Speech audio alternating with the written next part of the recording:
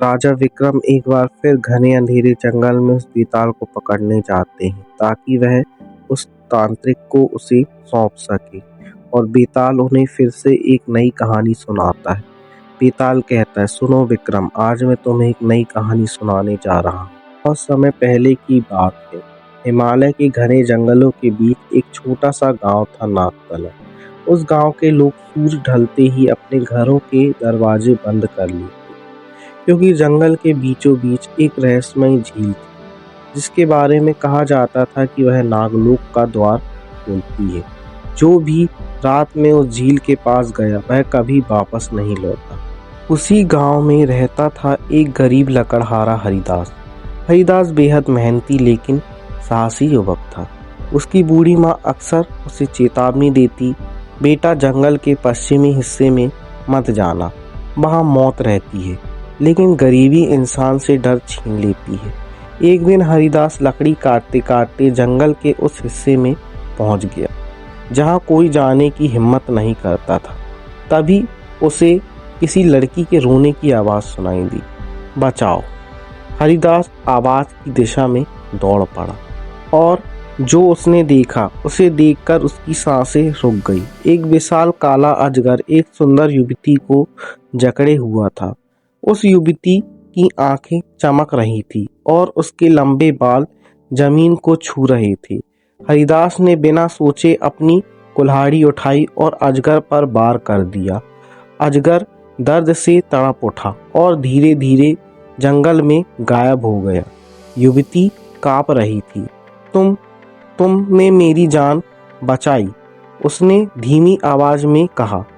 हरिदास पहली बार किसी को देखकर इतना मोहित हुआ था। उसने पूछा, तुम कौन हो? इस जंगल में अकेले क्या कर रही हो?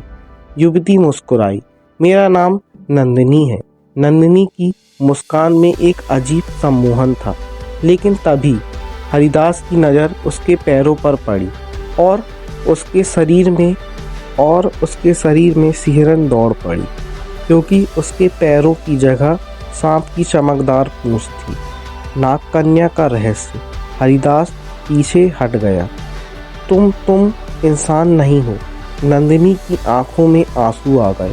हाँ, मैं नागकन्या हूँ, लेकिन मैंने कभी किसी इंसान को नुकसान नहीं पहुँचाया। उसने बताया कि नागलोक के राजा ने उसे श्राप दिया है, जब तक कोई इंसान सच्चे दिल से उसे प्रेम नहीं करेगा वह आधी नागिन बनी रहेगी। हरिदास को उस पर दया आ गई। धीरे धीरे दोनों मिलने लगे। रात नंदिनी झील के किनारे उसका इंतजार करती और हरिदास चोरी छिपे उसे मिलने आता। लेकिन गांव वालों को कुछ अजीब महसूस होने लगा। गांव में अचानक पशु मरने लगे, रात में फुसकारने की आवाज़ें आने लगी और कई लोग रहस्यमय तरीके से गायब होने लगे। गांव के पुजारी ने घोषणा की, गांव पर नागों का श्राप है। लोग डर गए।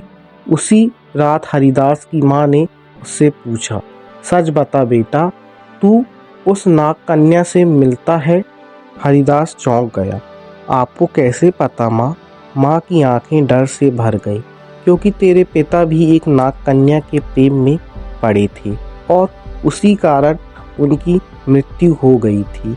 यह सुनकर हरिदास के पैरों तले जमीन खिसक गई। अगली रात हरिदास झील पर पहुंचा। उसने गुस्से से पूछा, सच बताओ नंदिनी, क्या नागों ने मेरे पिता को मारा था? नंदिनी चुप रही। उसकी खामोशी ही उसका उत्तर था। हरिदास क्रोध से भर उठा, तो हमारा प्रेम भी झूठ है। नंदिनी रो पड़ी। नहीं हरिदास, मैं तुमसे सच्चा प्रेम करती हूँ, लेकिन नागलोक के नियम बहुत क्रूर है। तभी झील का पानी अचानक उबलने लगा। चारों तरफ सांप निकलने लगे और पानी के बीचों बीच एक विशाल नाग प्रकट हुआ। उसकी आंखें अंगारों की तरह जल रही थी। वह था नागराज। नागराज गरजा, मानव, तूने नाग कन्या से प्रेम करने की हिम्मत कैसे की? हरिदास ने कुल्हाड़ी उठा ली। प्रेम अपराध नहीं होता। नागराज हंसा, तो फिर इसकी कीमत अपनी जान देकर चुकानी होगी। अचानक हजारों सांप हरिदास की ओर बढ़ने लगे, लेकिन तभी नंदिनी उसके सामने आ खड़ी हुई। नहीं, मैं हरिदास को मरने नहीं दूंगी। नागराज क्रोधित हो उठा। तो तू नागलोक से विश्वासघात करेगी? नंदिनी बोली। यदि प्रेम विश्वासघात है तो हाँ। यह सुनते ही नागराज ने श्राप दिया, आज चंद्र ग्रहण की रात या तो यह मानव मरेगा या तू हमेशा के लिए पत्थर बन जाएगी। चंद्र ग्रहण की रात पूरा गांव डर के साए में था। आसमान लाल हो चुका था।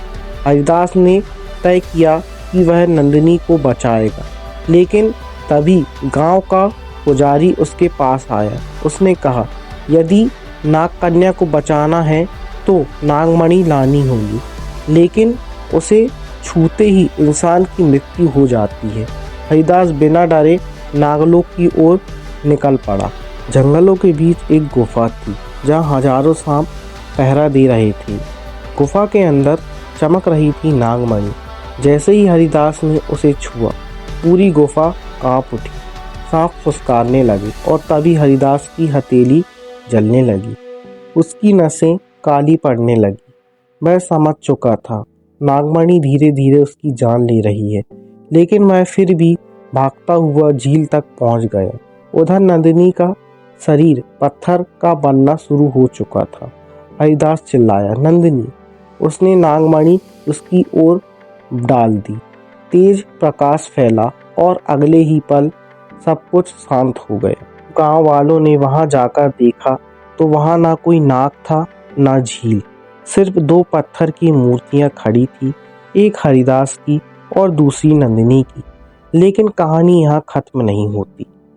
कहा जाता है कि आज भी चंद्र ग्रहण की रात उस जंगल से किसी लड़की के रोने की आवाज आती है, और जो उस आवाज का पीछा करता है वह कभी वापस नहीं लौटा। इतना कहकर बेताल जोर जोर से हंसने लगा। बताओ विक्रम, यदि नंदिनी सच में हरिदास से प्रेम करती थी तो उसने शुरुआत में ही उससे पूरा सच क्यों नहीं बताया? राजा विक्रम कुछ पल चुप रहे, फिर बोले, क्योंकि नंदिनी जानती थी कि सच सुनते ही हरिदास उससे नफरत करने लगेगा। वह पहली बार किसी इंसान का सच्चा प्रेम पा रही थी और उसे खोने से डरती थी। बेताल मुस्कुराया, तू फिर सही निकला विक्रम। और इतना कहते ही बेताल धुएं में बदलकर फिर से उसी पेड़ पर जा लटका।